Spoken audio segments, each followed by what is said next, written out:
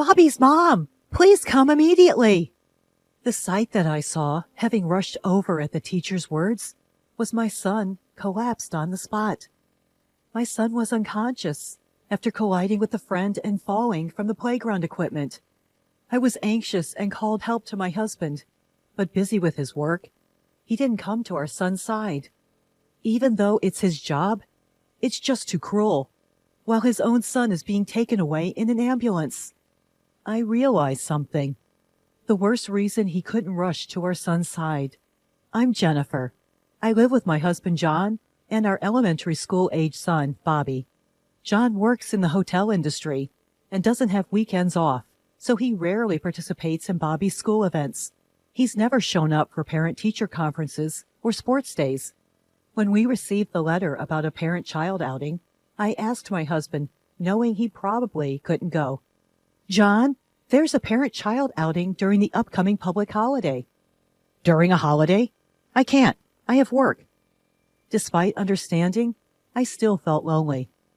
When I asked other moms, they said that everyone is managing to attend with their spouses. Some people also work on weekends, but they seem to be adjusting to take the day off. When I mentioned this, John clearly seemed annoyed and retorted, "So what? You're telling me to take a day off too? You understand my work, right?" "Yeah, sorry." Reluctantly, I decided to attend the parent-child outing with Bobby alone. While many families were participating with both parents, there were also fathers participating alone because their wives were working. Well, it happens that wives have to work too. I wasn't bothered by it and thought I would enjoy the day with Bobby. However, when the children go off to play, it inevitably gets lonely. The other moms were there with their husbands, so it was hard to join in the conversation. As I was sitting there, the teacher came running towards me in a panic. "Bobby's mom! Please come immediately!" "Huh? What happened?" "Bobby! He collided with a friend and fell off the playground equipment." "What? Bobby?" I rushed to the scene to find my son unconscious. The teacher immediately called an ambulance, and I got in with Bobby, who was still unconscious. When we arrived at the hospital, he was immediately taken to the examination room. Realizing I hadn't informed John, I quickly called him. "Hello, John? Something terrible has happened. Bobby fell from the playground equipment and hit his head. He's unconscious." "What? Shouldn't you have called an ambulance before calling me?" "The teacher already did that. He's being transported to the hospital and undergoing examinations now." "All right. You're at the hospital then. Let me know the results via email when you know." "What?" I couldn't believe my ears. He wasn't planning to come to the hospital in this emergency? "What are you saying? You need to come home now." In response to my cry, my husband replied in a flippant tone, "Hey, didn't I tell you I can't take a break during this holiday?" "But we're in a state of emergency right now. Don't you understand?" "I know you're at the hospital, but what's the point of me going there? There's nothing I can do at the moment. We just have to wait for the results. Let me know when you get any updates. Bye for now." With that, John hung up the phone abruptly. I was left staring at my smartphone, dumbfounded. He wouldn't even come home for our son's critical situation. As I slumped there, a man approached me. "Are you Bobby's mom?" "I'm Alex's father." It was Alex's father who had spoken. Alex was the friend who had collided with Bobby. I remembered him attending the event with his son as his wife was absent. Alex's father bowed deeply towards me. "I am truly sorry for what has happened." I hastily shook my head. "I heard from the teacher that Bobby and Alex accidentally ran into each other. It was a careless mistake on our part as well. Please don't worry about it." Standing next to his father, Alex, with his bandages wrapped around him, stood there with his eyes swollen from crying. "It's because I ran into Bobby." I reassured Alex gently. "It's not your fault, Alex. Bobby will be absolutely fine.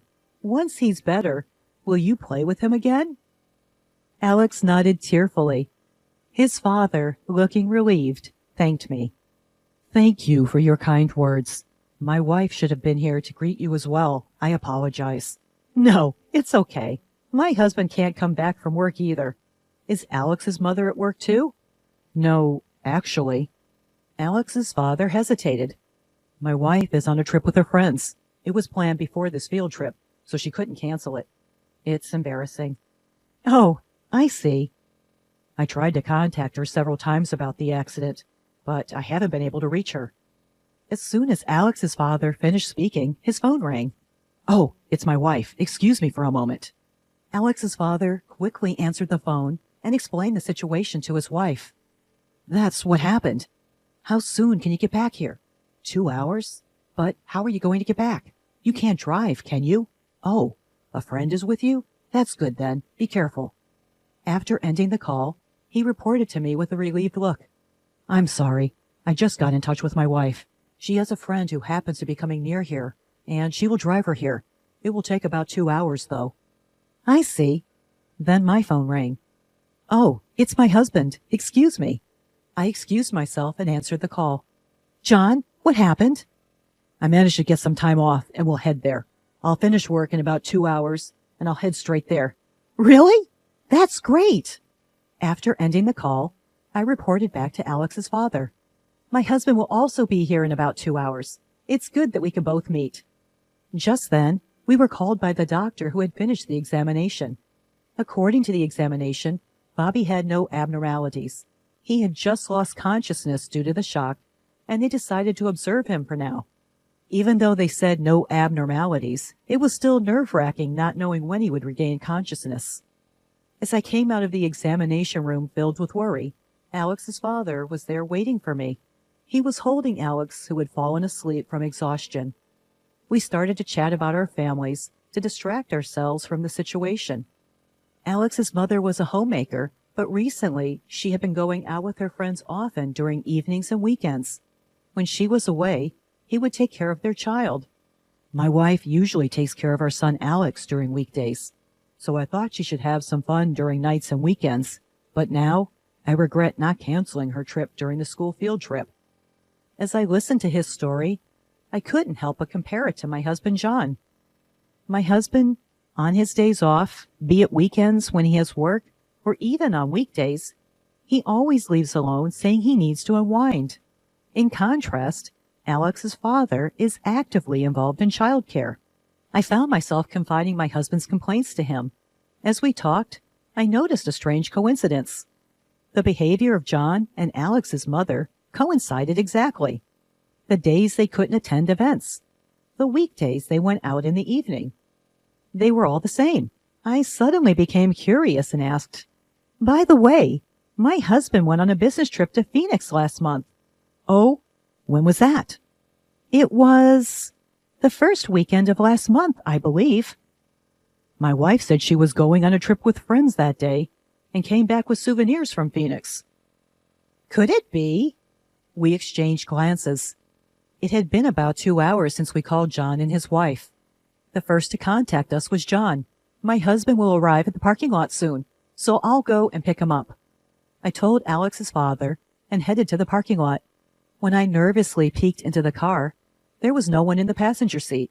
Could it be that Alex's mother is with him? That's what I was speculating. I brought John, who got out of the car with an innocent face, back to the hospital room where Bobby was sleeping. After exchanging greetings with Alex's father, Alex's mother appeared. I didn't miss the moment when she and John looked at each other's faces and were momentarily lost for words. As if nothing had happened, John greeted Alex's mother. Ha! Hello! Thank you for always taking care of our son. Alex's mother quickly returned the greeting in response to John's excited voice. Oh, yes! Hello! Likewise! Upon observing the two, I decided to stir the pot a bit. Oh, is this your first time meeting my husband, Alex's mom? Alex's mother answered in a flustered manner. Of course. It's our first meeting. Isn't it obvious? You don't have to deny it so desperately. It wouldn't be strange if you had met him at parent-teacher meetings or school events, right? That's impossible. I didn't know John's son was in the same class as my son. I hadn't called my husband by his name in front of her yet. She took the bait. This was suspicious. At that moment, I was convinced of my husband's affair with her.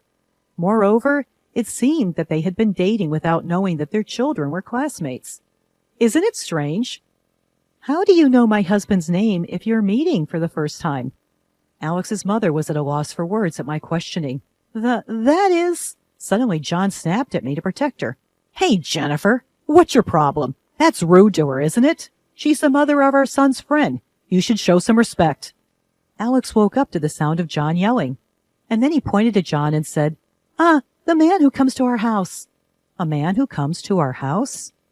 The hospital room fell silent. Alex's mother tried to cover up his remark in a hurry. Whoa, hold on, Alex. What are you talking about? Are you mistaking him for someone else? Perplexed, Alex continues. No, I'm not mistaken. Dad, could you lend me your tablet? Alex receives the tablet from his father, and with practiced ease, he shows a certain image. Look, this. The image displayed is of a toy train set in Alex's room that he had assembled himself. The toy train set is a product sold by a toy company. What's this? Isn't it the toy set that Alex usually plays with? To his mother's puzzled question, Alex points to a figure in the background of the toy train set. See this man? I remember him because I look at this photo from time to time. Upon closer inspection, the image captured the living room in the background of Alex's room, where a man, John, was seen chatting amiably with Alex's mother.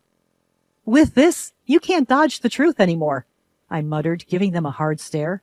Alex's father, too, was trembling with anger. He raised his voice at his wife. You've been inviting your lover into our house while I'm at work? And look at the date. It's the day I was away on business, wasn't it? I, too, was shocked when I saw the date. This date? Wasn't it the day John didn't come home because he was on a business trip? Don't tell me. You stayed over at Alex's house? That is... She said it was okay, so I just... John readily admitted his infidelity and shifted the blame onto Alex's mother. Hearing this, she hastily countered.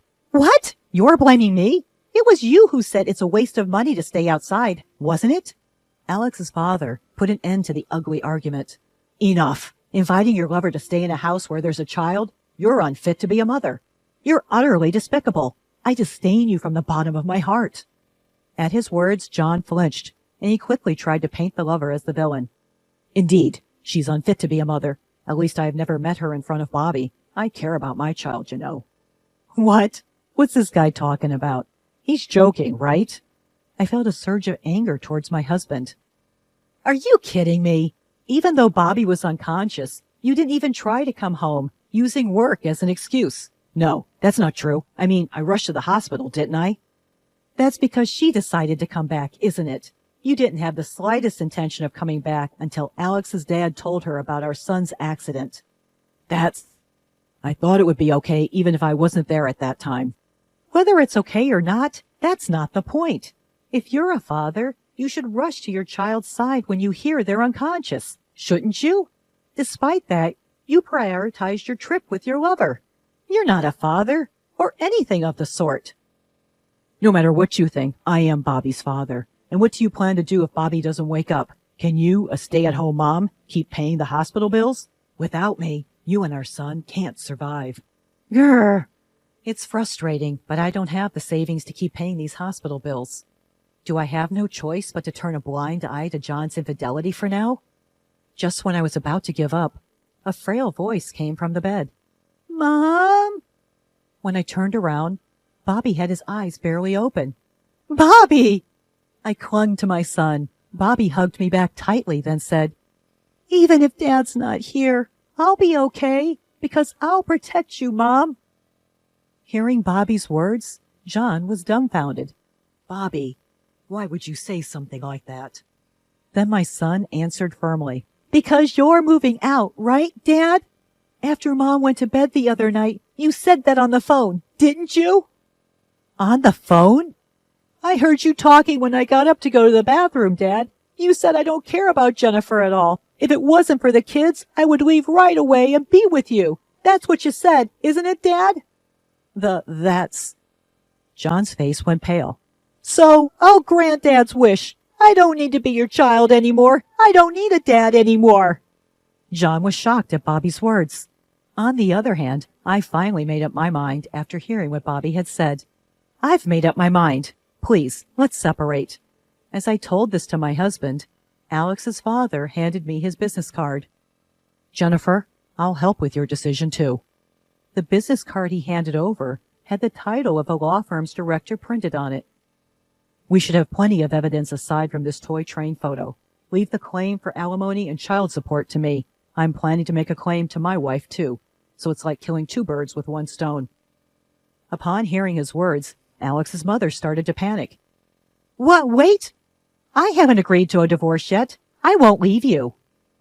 Then Alex's father said to her in a cold voice, Huh? You, who cheated, have no right to choose. A low-life mother who would cheat in front of her child doesn't deserve custody. If you still object, it'll go to court, you know. You're aware of my high success rate in court, right? And with such favorable conditions, there's no way I'd lose.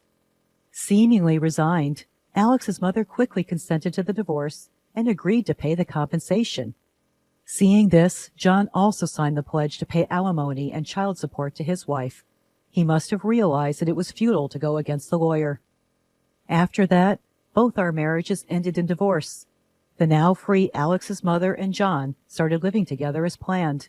However, their living arrangement didn't go as planned. Once they started living together, they began suspecting each other of cheating with someone else, and their relationship began to sour. Tired of the relationship, John actually ended up cheating with another married woman. As always, John was sloppy and was easily caught by the woman's husband, who demanded compensation.